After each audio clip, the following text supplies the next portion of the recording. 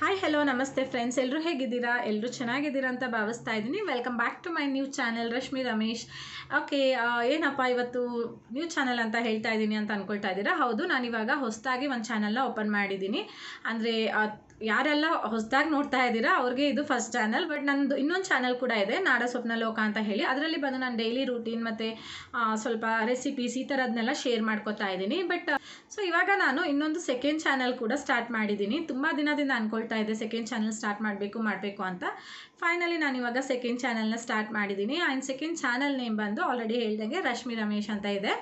So ಯಾರೆಲ್ಲ ನನ್ನ first ಚಾನಲ್ಗೆ ಸಬ್ಸ್ಕ್ರೈಬ್ ಆಗಿಲ್ಲ, ನಾಡ ಸ್ವಪ್ನ ಲೋಕ ಅಂತ ಇದೆ, ಹೋಗಿ ಸಬ್ಸ್ಕ್ರೈಬ್ ಮಾಡ್ಕೊಳ್ಳಿ. ಆ್ಯಂಡ್ ಈ ಚಾನಲ್ನ ಯಾರ್ಯಾರು ನೋಡ್ತಾ ಇದ್ದೀರಾ ದಯವಿಟ್ಟು ಇದನ್ನು ಕೂಡ ಸಬ್ಸ್ಕ್ರೈಬ್ ಮಾಡಿಕೊಂಡು ನನಗೆ ಸಪೋರ್ಟ್ ಮಾಡಿ ಅಂತ ಹೇಳಿ ಕೇಳ್ಕೊಳ್ತೀನಿ.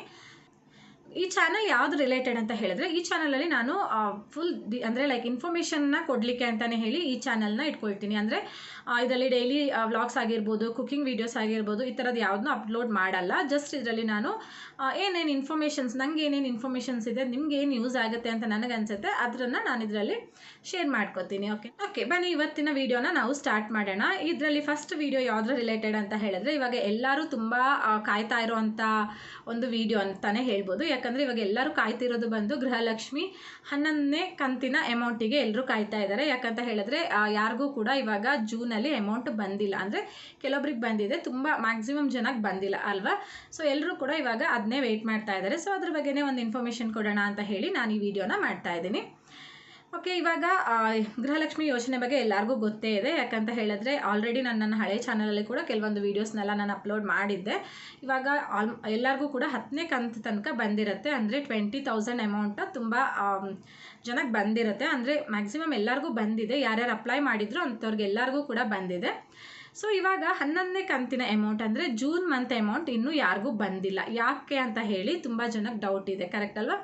ಸೊ ಯಾಕೆ ಅಂತ ಹೇಳಿ ತಿಳ್ಕೊಳ್ಳೋಣ. ಓಕೆನಾ, ಯಾಕೆ ಇನ್ನು ಬರುತ್ತೋ ಇಲ್ವೋ ಅಂತ ಹೇಳಿ ತುಂಬ ಜನಕ್ಕೆ ಇದ್ರ ಬಗ್ಗೆ ಡೌಟ್ ಇದೆ ಅಲ್ವಾ. ಸೊ ಯಾಕೆ ಇನ್ನು ಬರುತ್ತೋ ಇಲ್ವೋ ಅಂತ ಹೇಳಿ ಇವತ್ತು ನೋಡೋಣ, ತಿಳ್ಕೊಳ್ಳೋಣ ಇದ್ರ ಬಗ್ಗೆ.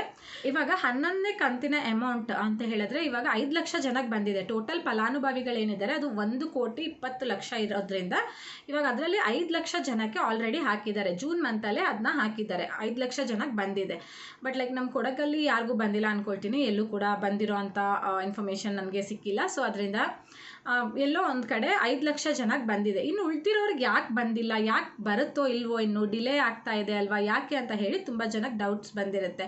ಅಂದರೆ ಇವಾಗ ಎಲೆಕ್ಷನ್ಸ್ ಮುಗೀತು, ಕೌಂಟಿಂಗ್ ಎಲ್ಲ ಮುಗೀತು, ಇನ್ನು ಮುಂದೆ ಹಾಕ್ತಾರೋ ಇಲ್ವೋ ಅಂತ ಹೇಳಿ ಎಲ್ಲರೂ ಕೂಡ ಎಲ್ಲರ ಬಾಯಲ್ಲೂ ಎಲ್ಲಿ ಕೇಳಿದ್ರು, ಅಂದರೆ ಲೇಡೀಸ್ ಬಾಯಲ್ಲಂತೂ ಎಲ್ಲ ಕಡೆನೂ ಇದೇ ಟಾಪಿಕ್ ಆಗಿರುತ್ತೆ. ನಿಮ್ಗೆ ಬಂತಾ ಅಂತ ಹೇಳಿ ಚೆಕ್ ಮಾಡ್ತಾ ಇರೋದೇ ಆಗಿದೆ ಅಲ್ವಾ.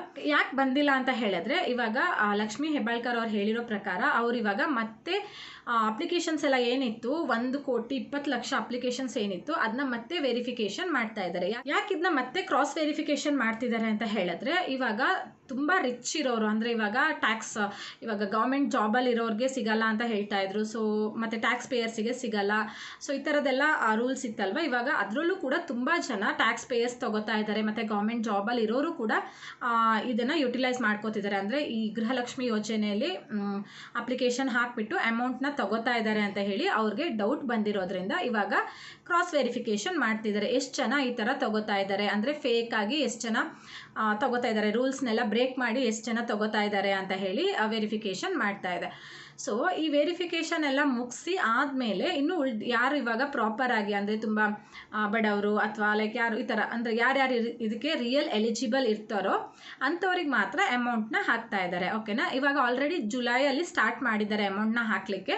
ಜುಲೈ 16th ಒಳಗಡೆ ಅಮೌಂಟ್ನ ಹಾಕಿ ಫಿನಿಶ್ ಮಾಡ್ತೀವಿ ಅಂತ ಹೇಳಿದ್ದಾರೆ. ಅಂದರೆ 1,20,00,000 ಜನ, ಅಂದರೆ 1,15 ಲಕ್ಷ ಆಲ್ರೆಡಿ 5 ಲಕ್ಷ ಜನಕ್ಕೆ ಹಾಕಿರೋದ್ರಿಂದ 1,15 ಜನಕ್ಕೆ ಇನ್ನೂ ಬಾಕಿ ಇದೆ.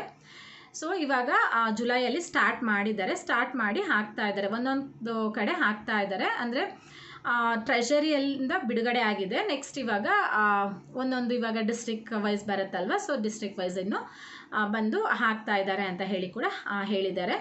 ತುಂಬ ಜನಕ್ಕೆ ಭಯ ಇತ್ತು, ಇನ್ನು ಬರುತ್ತೋ ಇಲ್ವೋ, ಎಲೆಕ್ಷನ್ ಮುಗೀತು, ಕೌಂಟಿಂಗ್ ಮುಗೀತು, ಇನ್ನು ಅಮೌಂಟ್ ಹಾಕ್ತಾರೋ ಇಲ್ವೋ ಅನ್ನೋ ಭಯ ತುಂಬ ಜನಕ್ಕಿತ್ತಲ್ವ. ಅಮೌಂಟ್ ಹಾಕ್ತಾರೆ, ಬಟ್ ಸ್ವಲ್ಪ ಪೇಷನ್ಸಿಂದ ವೆಯ್ಟ್ ಮಾಡಬೇಕು ಅಷ್ಟೇ.